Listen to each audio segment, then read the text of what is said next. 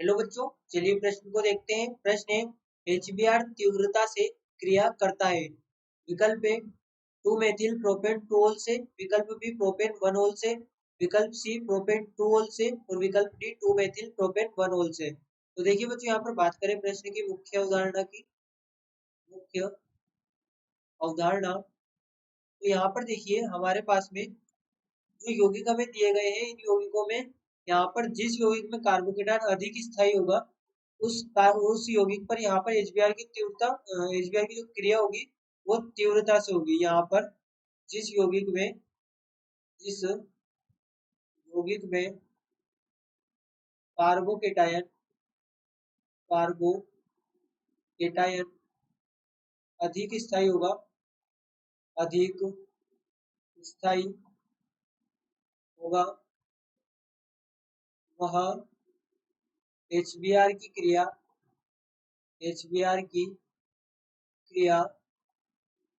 तीव्रता से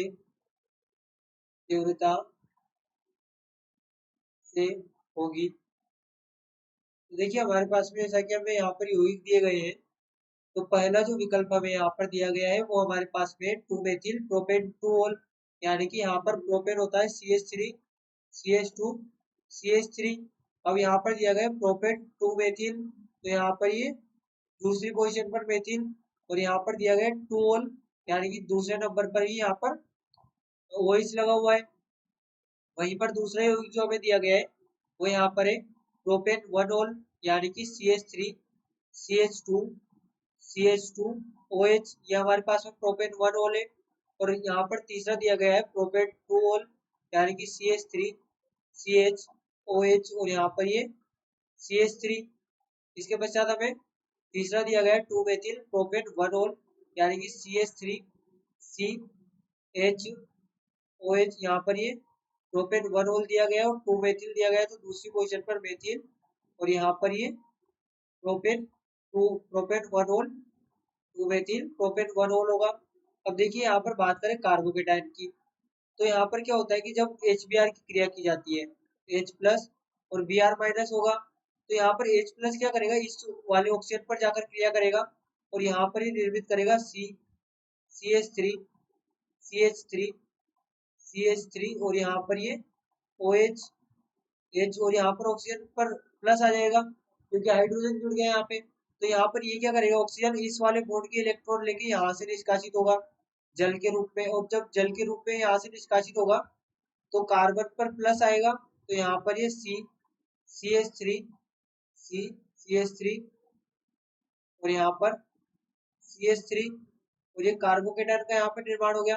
इसी प्रकार से बच्चों सभी में जब यहाँ पर कार्बोकेटायन यहाँ पर जब HBr की क्रिया होगी तो H प्लस यहाँ पर क्रिया करेगा और यहाँ पर इसी प्रकार से इसमें भी कार्बोकेटायन निर्मित करेगा जल का निष्कासन करके, तो यहाँ पर CH2 प्लस। इसी प्रकार से यहाँ पर भी जब HBr की क्रिया होगी HBr, तो H प्लस वही ऑक्सीजन पर यहाँ पर अटैक करेगा और निर्मित करेगा CH3 CH, और यहाँ पर दूसरी पोजीशन पर हाइड्रोक्सिल समूह लगाए तो यहाँ पर ही कार्बोकेटायन आएगा और ये CH3। इसके पश्चात यहाँ पर देखिए ये हमारे पास में जो यौगिक दिया गया है, ये यौगिक यहाँ पर क्रिया करेगा HBr से, तो यहाँ पर निर्मित होगा CH3 CH3 और यहाँ पर ये CH2 और ये OH, ये यहाँ पर निर्मित होगा। अब बच्चों यहाँ पर ये जो कार्बोकेटायन है इस प्रकार से यहाँ पर निर्मित होगा। अब बच्चों कार्बोकेटायन यहाँ पर निर्मित हुआ है तो हम जानते हैं कार्बोकेटायन प्राथमिक की जगह द्वितीयक पर ज्यादा स्थायी होता है, द्वितीयक के स्थान पर तृतीयक पर यहाँ पर ज्यादा स्थायी होता है। तो यहाँ पर ये रीअरेंज होगा और रीअरेंज होकर यहाँ पर मिथाइल शिफ्टिंग होगी, यहाँ पर ये मिथाइल शिफ्टिंग होगी और यहाँ पर निर्मित होगा CH3 कार्बोकेटायन CH2 और CH3, ये यहाँ पर निर्मित होगा। अब बच्चों यहाँ पर ध्यान दें, हमारे पास में जो कार्बोकेटायन होता है वो कार्बोकेटायन का जो स्थायित्व है, यहाँ पर कार्बोकेटायन का स्थायित्व कार्बोकेटायन स्थायित्व स्थायित्व ये बच्चों यहाँ पर होता है तृतीयक का सबसे अधिक होता है, फिर द्वितीयक और फिर प्राथमिक। तो बच्चों यहाँ से देखिए हमारे पास में जो तृतीयक कार्बोकेटायन है वो हमारे पास में विकल्प ए में है, तो यहाँ पर ये तृतीयक कार्बोकेटायन अधिक स्थायी होगा, तो जब इस पर Br माइनस की क्रिया होगी, H प्लस की क्रिया तो हो गई थी, जब इस पर Br माइनस की क्रिया होगी तो यहाँ पर बनेगा CH3 और यहाँ पर ये Br। इसी प्रकार से बच्चों यहाँ पर भी यौगिकों कोई भी निर्मित होगा CH3 CH2 और CH2 और ये Br। इसी प्रकार से यहाँ पर भी CH3 CH Br और CH3 और यहाँ पर भी इसी प्रकार से निर्मित होगा। ये यहाँ पर हमारे पास में Br यहाँ पर लग जाएगा इस पोजीशन पर।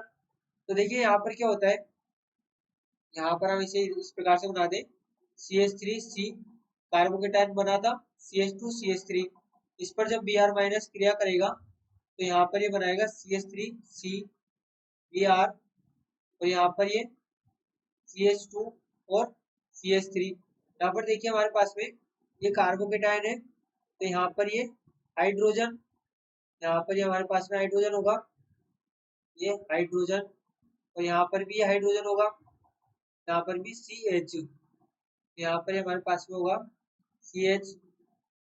अब देखिए बच्चों यहाँ पर ये कार्बोकेटायन द्वितीयक है, तो हमारे पास में सबसे अधिक स्थायी कार्बोकेटायन है वो यहाँ पर विकल्प ए वाला है, यानी 2 मेथिल प्रोपेन 2 में ये तृतीयक एमीन है जिसमें कार्बोकेटायन सबसे अधिक यहाँ पर स्थायी होगा। यहाँ पर हम इसे इस प्रकार से भी लिख सकते हैं, देखिए यहाँ पर हम इसे यहाँ पर लिखें कार्बोकेटायन स्थायित्व, कार्बोकेटायन कार्बोकेटायन स्थायित्व, तो यहाँ पर सबसे अधिक स्थायित्व होगा तृतीयक वाला, उसके पश्चात में यहाँ पर होगा द्वितीयक वाला और फिर सबसे कम स्थायी प्राथमिक वाला कार्बन जो कार्बोकेटायन वो होगा। तो यहाँ पर जो कार्बोकेटायन सबसे अधिक स्थायी होगा उसी की यहाँ पर उसी पर HBr की क्रिया तीव्रता से होगी।